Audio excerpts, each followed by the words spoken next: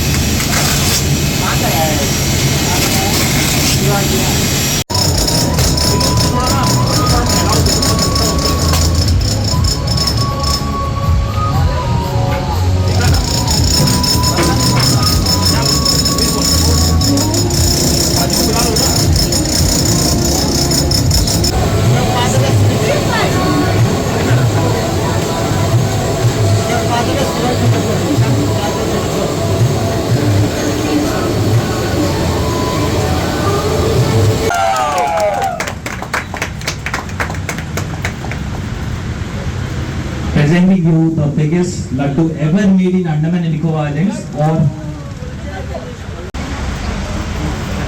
4442 kg का एक विशाल लड्डू है, जिसपे हमने ऊपर शिव जी को विराजमान किया है और उसके साथ एडिबल आइटम्स है। सब चीज को आप खा सकते हैं बहुत, और इसमें कोई प्रिजर्वेटिव्स नहीं है। हमने बहुत कोशिश किया है कि हम कोई प्रिजर्वेटिव्स यूज ना करें इस पे, क्योंकि शुगर इज द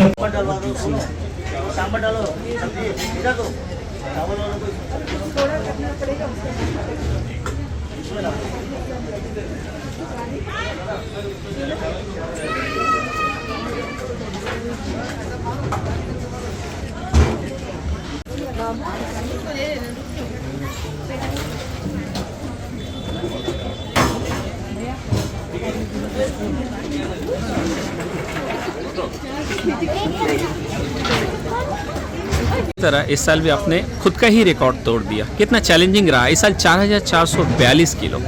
तो क्या क्या मतलब डिफ़िकल्टीज या कैसा बप्पा ने पार किया, क्या ये थोड़ा विस्तारित से बोले। सबसे पहले तो बहुत बहुत धन्यवाद कि आप हमारे पूरे दिन की जर्नी को आपने कैप्चर किया है, और गणपति बप्पा के नारा के साथ ही हमने अपने दिन की शुरुआत की थी, हमारी जर्नी की शुरुआत की थी गणेश भोग यात्रा 2025 का।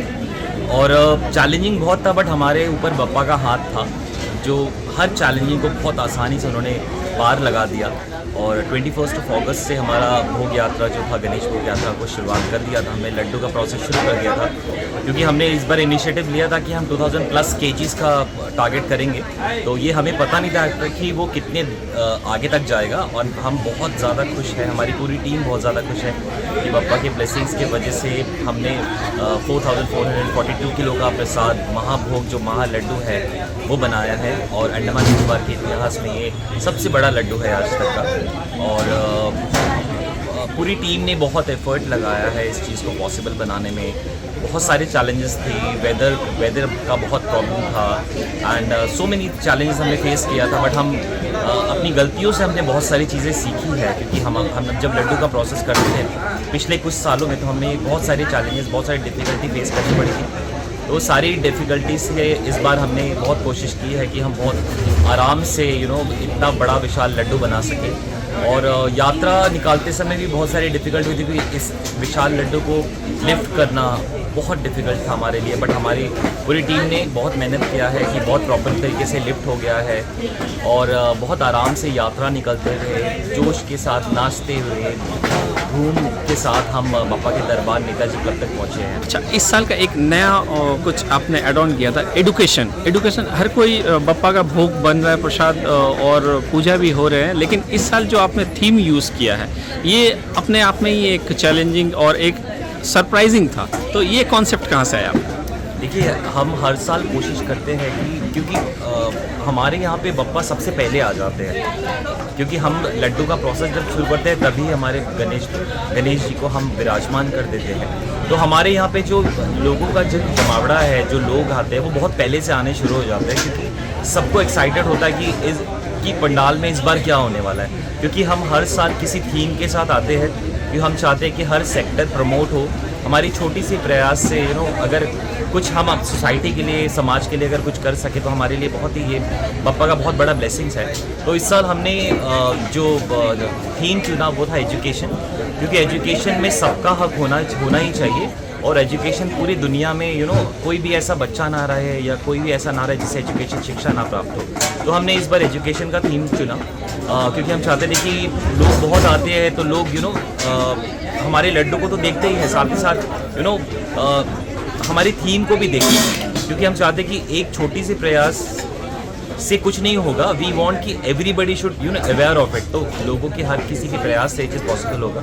तो हमने एजुकेशन सेक्टर को चुना, और एजुकेशन में हमने बहुत सारे सेगमेंट को रखा था। इस बार हमने साइंस एंड टेक्नोलॉजी को प्रमोट किया, स्पोर्ट्स को प्रमोट किया, एंड हमारे जितने टॉप ने जो हमने थीम रखा था कि इस बार आप कुछ डोनेट ना करें, अगर आपको डोनेट करना है तो पैसे ना करके कुछ बच्चों के लिए किताबें, नोटबुक, पेन, पेंसिल, डिक्शनरीज, ऐसी चीज़ें रखें जिससे हम कुछ ऐसे बच्चों का भी हेल्प कर सकें जिसको एजुकेशन या इस सारी स्टेशनरीज की बहुत ज़्यादा ज़रूरत हो।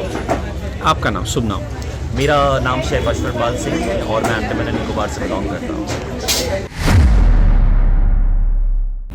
সংবাদ এখনকার মতো এই পর্যন্তই। সঙ্গে থাকুন, দেখতে থাকুন সময় বাংলা।